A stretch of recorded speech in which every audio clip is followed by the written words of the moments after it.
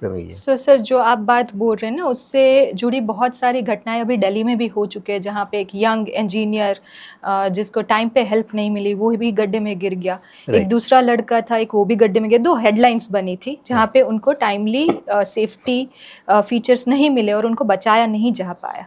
तो आपको क्या लगता है कि इस डेवलपमेंट के साथ ये जो चीज़ें आ रही है वो कंपलसरी आएगी या उसमें कुछ हम कर सकते हैं?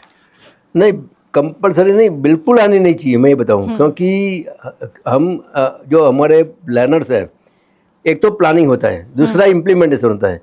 तो प्लानिंग में तो सही हो सकता है समझो, लेकिन फिर इम्प्लीमेंटेशन नहीं होता है, तभी ये प्रॉब्लम होता है। और ये एक बात है कि सिटी प्लानिंग वो 50 साल का होना चाहिए।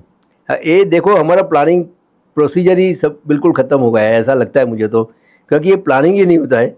आज समझो कि आपने ये रोड चौड़ा किया, ये वो रोड चौड़ा किया, उसका कोई कोई पहले से प्लानिंग होगा तो लोगों को भी मालूम पड़ेगा। ये तो लोग अपने मकान बनाते हैं, फिर बाद में मालूम पड़ता है कि यहाँ अभी बाद में एकदम डिसाइड करते हैं कि फ्लाईओवर बनेगा, तो इससे सारे समझो कि वो मकान के नीचे या वहाँ जो शॉप्स है उनको कितनी दिक्कत होती है, उनका बिजनेस चला जाता है। सर तो हमने प्लानर से भी बात की आपसे पहले, जो भी हमारे गेस्ट आए थे वो अर्बन प्लानर्स में आर्किटेक्ट्स रह चुके हैं।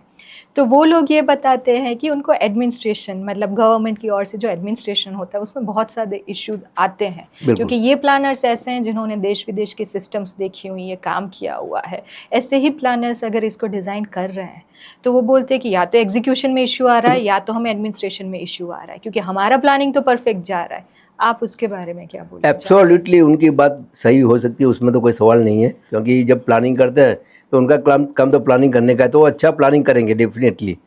अब सवाल ये है कि उनका प्लान कितना एक्सेप्ट करता है म्यूनसिपल गवर्नमेंट, या फिर वहाँ भी भ्रष्टाचार होता है कि अपने जो पहचान वाले हैं उसको प्लानिंग करने के देते हैं, वो भी एक सवाल है, वहाँ से सवाल शुरू होता है। और दूसरा जो इम्प्लीमेंट, आप देखो कि सरकार में एक ज़्यादा करके धीरे धीरे परमानेंट जॉब ख़त्म कर दी गई है और टेम्पररी जॉब दे जाती है 11 महीने के लिए। अब आप उनसे कैसे क्या उम्मीद रखोगे?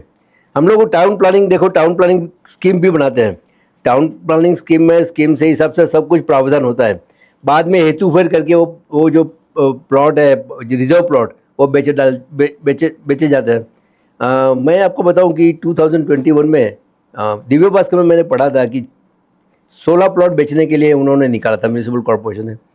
और ये 16 प्लॉट मैंने देखा तो उसका एक लिस्ट बनाकर पीएमओ में मैंने भेजा। मैंने बोला कि ये आप बेचते क्यों हो? बेचना नहीं चाहिए उसको, लोगों को, अहमदाबाद म्यूनसिपल कॉर्पोरेशन को। उसकी जगह वहाँ कुछ अच्छी स्कूल बना सकते हैं, ऑक्सीजन पार्क बना सकते हैं, क्योंकि वो पहले ही हमने कोविड देखा था 2020 में। और आप मानोगे नहीं, लेकिन मैं अप्रैल 21 में लिखा और अगस्त में वो 16 प्लॉट का जो जो वो किया था ऑक्शन उसमें, वो सब कैंसिल हो गया। एक प्लॉट बेच दिया था, वो डील भी कैंसिल हो गया। लेकिन सवाल ये होता है कि अल्टीमेटली लोगों को वहाँ एक संस्था की ज़रूरत है, हमारे जैसे संगठन की, कि जो प्लॉट है पब्लिक प्लॉट, रिजर्व प्लॉट, उसका ऐसे हेतु फेर करके बेच नहीं डाले। वो बिल्डर का प्रेशर आवे या कोई भी कंस्ट्रक्शन वाले का, और कहीं भी वो है तो वो बेच नहीं डाले, वो बहुत देखना। ये एक हमारी इसके लिए लोक भागीदारी बहुत ज़रूरी है सरकार में। अब लोक भागीदारी नहीं है, इसकी वजह से सब कुछ डिस्टर्ब हो जाता है। और यही प्रॉब्लम है कि प्लानिंग कुछ होता है,